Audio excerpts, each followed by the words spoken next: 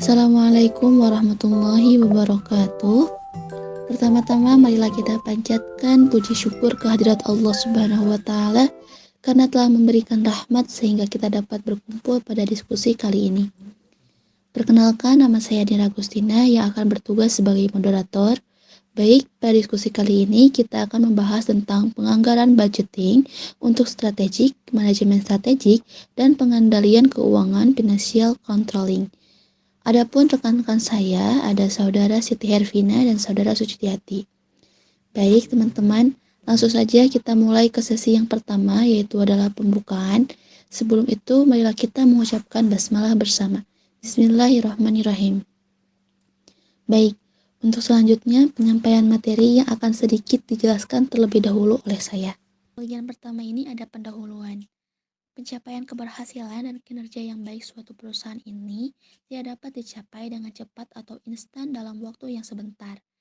Nah, banyak pasang surut dan proses yang tidak mudah dalam mencapai kesuksesan atau bisnis usaha itu. Nah, beberapa contoh perusahaan yang telah mengalami pasang surut dalam menjalani bisnis dan usahanya, di antaranya ada Japan Airlines atau sering disebut dengan JAL atau JAL, merupakan maskapai penerbangan internasional ternama milik negara Jepang. Pada tahun 2010, JAL atau JAL ini pernah mengalami kesulitan keuangan dikarenakan menumpuknya hutang dari perusahaan maskapai tersebut. Penyebabnya dikarenakan perencanaan investasi perusahaan yang kurang tepat, di mana Japan Airlines ini melakukan investasi pada The Access House Hotel di New York yang ternyata tidak menguntungkan. Akibatnya, Japan Airlines terpaksa melakukan pengurangan pegawai sebanyak 15.661 orang yang dirumahkan hingga pertengahan tahun 2013. Namun, pada akhir 2014 dan awal 2015, Japan Airlines telah mampu bangkit kembali melalui perubahan organisasi besar-besaran dan juga fokus pada keselamatan penerbangan, jaringan, sumber daya manusia yang profesional, inovasi, dan kreativitas. Nah, selain perusahaan Japan Airlines, ada juga perusahaan Lehman Brothers. Perusahaan ini pernah mengalami kebangkrutan pada saat krisis global pada tahun 2008. Namun, bank investasi tersebut mampu bangkit kembali di awal tahun 2012, di mana Lehman Brothers telah mampu membayar hutang mereka kepada kreditur dengan jumlah yang signifikan yaitu sebesar 450 US dollar. Menurut Applebaum et al. Pada tahun 2012, Lehman Brothers mengalami kebangkrutan dikarenakan perusahaan tersebut belum memiliki perencanaan manajemen dalam menghadapi krisis global yang tidak diprediksi sebelumnya. Nah, untuk yang selanjutnya itu ada Lego. Kita pasti udah nggak asing dengan Lego. Lego itu adalah perusahaan mainan anak yang pernah mengalami kesulitan keuangan di tahun 2000 yang disebabkan perusahaan tersebut gagal bersaing dan lemahnya inovasi sehingga produknya kurang diminati. Namun, Lego itu kembali bangkit di tahun 2004 di mana Lego melakukan inovasi dengan menggandeng perusahaan entertainment yang kemudian meluncurkan produk video games dan film Lego. Nah, untuk di slide selanjutnya, menurut Ayu dan Hardianto dan Muniarti et al. Serta Irwansyah et al. Pada tahun 2021, menjelaskan ada beberapa perusahaan retail besar di Indonesia mengalami penutupan cabang di beberapa lokasi pada masa pandemi COVID-19. Di antaranya ada yang pertama yaitu Giant, salah satu perusahaan retail besar di Indonesia yang telah beroperasi sejak tahun 2002. Telah menutup seluruh gerainya per akhir bulan Juli 2021. Hal tersebut disebabkan adanya penurunan pendapatan dan kerugian sehingga perusahaan harus melakukan perubahan strategi bisnis yang sesuai dengan kondisi saat ini. Untuk yang kedua ada Matahari Department Store, perusahaan retail yang cukup legendaris di Indonesia. Ini telah melayani masyarakat sejak tahun 1958 dan sekarang telah menutup 13 outletnya sejak tahun 2019 sampai 2021 dan berencana melakukan penutupan kembali terhadap 10 outletnya yang saat ini sedang dalam proses monitoring atas kinerja keuangannya. Untuk yang terakhir itu ada Centro Department Store, salah satu retail besar di Indonesia. Ini telah menutup beberapa outletnya sepanjang pandemi COVID-19. Nah, merujuk pada fenomena perusahaan besar yang telah mengalami pasang surut di atas, Maka salah satu aspek penting dalam menjaga keberlangsungan usaha adalah adanya proses tata kelola yang meliputi penganggaran, manajemen strategik, dan pengendalian. Ketiga aspek tersebut meliputi peran penting dalam menjaga keberlangsungan perusahaan sehingga perusahaan dapat mempertahankan kinerjanya sesuai dengan ekspektasi investor dan seluruh stakeholder. Baik, untuk materi yang kedua akan disampaikan oleh Saudara Suciati. Baik, di sini saya akan melanjutkan bagian yang kedua, yaitu budgeting atau yang disebut dengan penganggaran. Proses perusahaan merencanakan pengeluaran dan pemasukan atas uang, cash out, dan cash in atau aliran uang cash flow disebut dengan penganggaran. Menurut Rider 2014, untuk mengawali sebuah perencanaan, maka diperlukan proses anggaran sehingga anggaran merupakan bagian dalam perencanaan keuangan. Adapun anggaran yang diperlukan dalam perencanaan keuangan adalah sebagai berikut. Yang pertama ada anggaran penjualan. Anggaran penjualan dapat menentukan tingkat dana yang akan dihasilkan untuk menutupi biaya operasional. Dengan demikian, apabila pendapatan yang diterima dapat melebihi biaya operasional atau yang disebut surplus, maka perusahaan memperoleh laba. Namun sebaliknya, apabila perusahaan mengalami defisit, maka perusahaan mengalami kerugian. Apabila perusahaan mengalami kerugian, maka perusahaan harus mencari sumber untuk menutupinya dari beberapa sumber seperti pinjaman, modal, atau melakukan penjualan aset perusahaan. Selanjutnya, yang kedua ada anggaran produksi, bertujuan menentukan tingkat atau jumlah produksi atau layanan yang akan produksi atau dihasilkan dengan mempertimbangkan jumlah persediaan yang dimiliki. Yang ketiga ada anggaran operasional, bertujuan untuk menentukan biaya yang harus dikeluarkan untuk memenuhi persyaratan produksi, adapun yang termasuk biaya yang diperlukan untuk memproduksi barang atau jasa. Antara lain biaya bahan baku, biaya tenaga kerja langsung, dan biaya overhead yang terbagi berdasarkan departemen atau lini produk. Yang terakhir ada anggaran biaya penjualan umum dan administrasi, meliputi biaya pemasaran dan administrasi seperti pemasaran atau penjualan, biaya terkait akuntansi, biaya terkait personalia, biaya terkait hukum, biaya terkait sistem informasi manajemen, biaya terkait eksekutif atau yang disebut direksi dan sebagainya. Selain itu, biaya yang termasuk dalam anggaran ini adalah gaji, tunjangan jabatan, persediaan, perjalanan, alat tulis, asuransi, dan sebagainya. Sini juga selanjutnya ada anggaran modal, merupakan anggaran biaya yang berkaitan dengan kebutuhan modal seperti peningkatan kapasitas bangunan, produksi baru atau peralatan kantor, peralatan pemrosesan komputer, lini produk baru, dan sebagainya. Selain itu, belanja modal adalah biaya yang digunakan untuk pembelian pabrik atau peralatan yang akan digunakan selama beberapa tahun di masa depan dan akan memberikan manfaat bagi perusahaan dalam jangka waktu panjang. Adapun karakteristik dari anggaran modal memiliki biaya yang relatif tinggi dan menggunakan metode arus kas diskonto dengan pertimbangan faktor waktu dan faktor manfaat dalam jangka panjang dan bahkan seumur hidup bagi perusahaan atau organisasi. Selanjutnya ada anggaran penelitian dan pengembangan atau yang disebut Research and Development R&D. Anggaran R&D pada umumnya timbul dan bagian dari rencana strategis yang jumlah biaya telah direncanakan untuk mendukung dan meningkatkan pengembangan produk ataupun layanan baru dan kegiatan bisnis lainnya untuk membantu perusahaan mencapai tujuan jangka panjangnya. Ya, selanjutnya ada anggaran proyek lain, merupakan anggaran maupun biaya yang digunakan untuk mengembangkan produk atau layanan baru, perbaikan sistem internal, proses bisnis baru, kampanye promosi atau iklan, atau kegiatan serupa yang membutuhkan pengeluaran dengan jumlah besar, uang di luar atau di atas pengeluaran biaya yang bersifat rutin atau aktivitas operasi normal bisnis. Sini juga ada anggaran kas, merupakan merupakan anggaran atas kondisi kelayakan keuangan yang dimiliki perusahaan untuk memenuhi rencana dan strategi perusahaan. Tanpa kemampuan yang memadai untuk melaksanakan rencana tersebut, maka perusahaan harus mencari alternatif-alternatif lainnya. Anggaran kas membantu manajemen untuk menganalisa kelayakan keuangan yang memadai, dan apabila tidak memadai, maka diperlukan rencana-rencana alternatif untuk memperoleh dana atau melakukan penyesuaian atas rencana-rencana yang telah ditetapkan sebelumnya.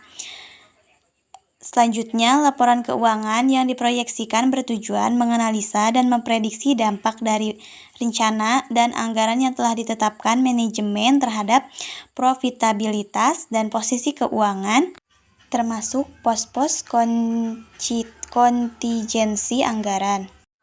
Definisi dari anggaran adalah rencana terperinci yang menggambarkan cara di mana sumber daya keuangan atau moneter akan diperoleh dan digunakan selama periode waktu tertentu. Anggaran harus menjadi manifestasi dari rencana kuantitatif dan rencana strategis pada tahun yang akan datang. Keuntungan dari penerapan anggaran dan perencanaan yang efektif: yang pertama adalah menjadikan para manajer memiliki perencanaan. Yang kedua, meningkatkan komunikasi terkait dengan implementasi rencana pada seluruh fungsi pada perusahaan. Yang ketiga, membantu para manajer dalam memberikan arah untuk melaksanakan pekerjaannya.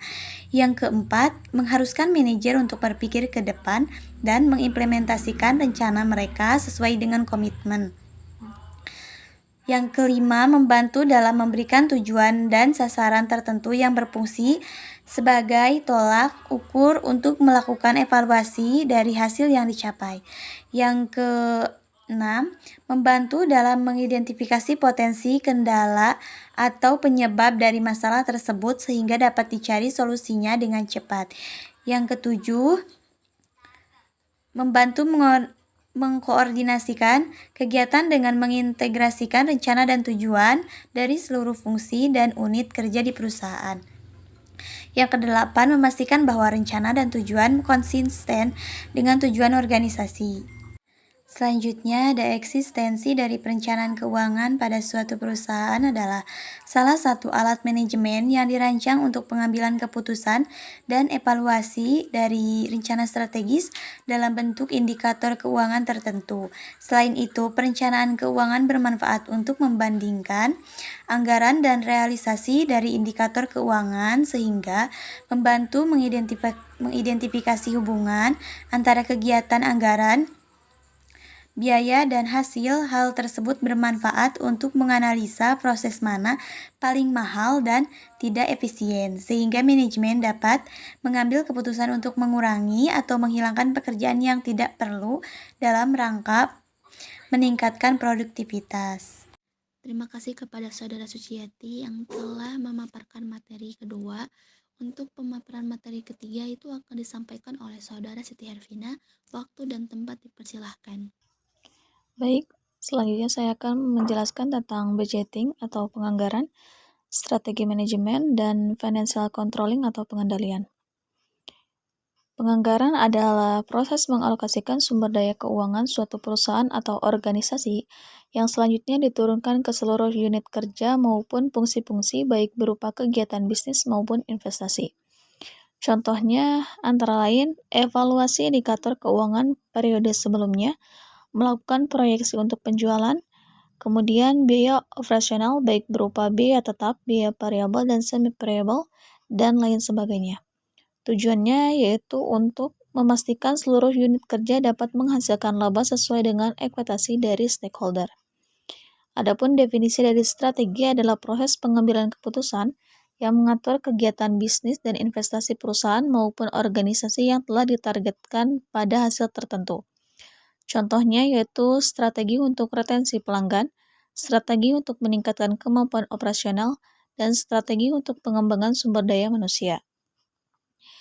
Proses dari manajemen strategik pada sebuah perusahaan maupun organisasi dimulai dengan penetapan misi dan visi yang dibuat secara realistis sebagai tujuan dan sasaran, serta arah perusahaan. Setelah itu, proses manajemen strategik dilanjutkan dengan analisa dan perencanaan strategis kemudian diikuti dengan implementasi rencana, dan diakhiri dengan evaluasi hasil dari periode yang telah dilaksanakan.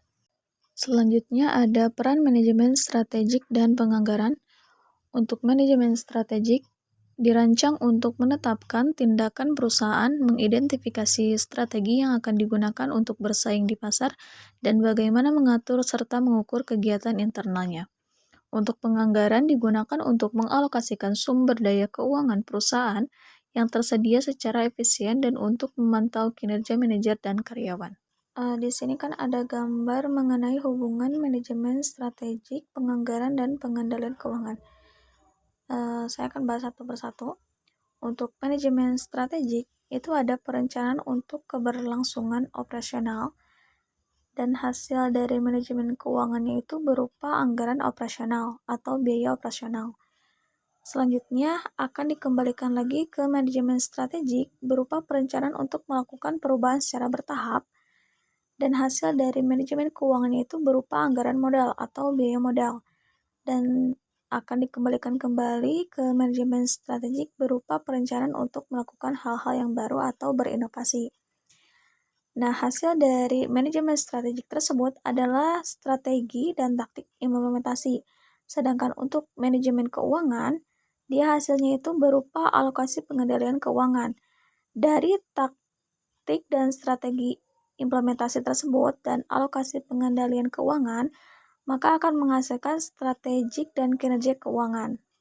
Jadi berdasarkan gambar yang telah saya jelaskan, dapat ditarik kesimpulan bahwa proses dari manajemen strategik adalah penyusunan perencanaan yang disesuaikan dengan kebutuhan perusahaan, dan outcome dari manajemen strategik tersebut adalah implementasi dan strategi serta bagaimana taktiknya. Sedangkan untuk manajemen keuangan meliputi proses penganggaran yang disesuaikan dengan kebutuhan dengan perencanaan berdasarkan tujuannya. Dan outcome dari manajemen keuangan adalah pengalokasian dan pengendalian keuangan yang efektif dan efisien. Keputusan strategis dibagi menjadi 3 jenis, yaitu yang pertama keputusan untuk mempertahankan dan meningkatkan aktivitas bisnis yang berkelanjutan. Yang kedua, keputusan mengevaluasi peluang perubahan yang bertahap namun substansial. Dan yang ketiga, keputusan mempertimbangkan investasi pada kegiatan bisnis baru. Adapun rangkuman materi yang kelompok kami bahas yaitu faktor eksternal yang semakin kompleks pada kondisi saat ini seperti terjadinya pandemi COVID-19, revolusi industri 4.0, dan juga adanya VUCA, menyebabkan perilaku masyarakat menjadi sangat dinamis. Oleh karenanya, untuk mengantisipasi perubahan tersebut, perusahaan atau organisasi memerlukan perencanaan dan penganggaran yang memadai dan sesuai dengan kebutuhan dan ekspektasi atas produk-produk atau layanan yang diperkirakan akan diminati oleh masyarakat. Penyusunan perencanaan yang baik dan juga penetapan pengalokasian pengangguran serta pengendalian keuangan yang selanjutnya diimplementasikan berupa strategi dan taktik pada suatu perusahaan akan memberikan peningkatan daya saing perusahaan dalam berkompetisi dengan kompetitor. Terima kasih kepada Saudara Titi Hervina yang telah menyampaikan materi ketiga ini sekaligus penutupan. Baik untuk semuanya, mungkin hanya itu diskusi pada kali ini. Kurang lebihnya mohon dimaafkan. Wabillahi taufiq wal hidayah. Wassalamualaikum warahmatullahi wabarakatuh.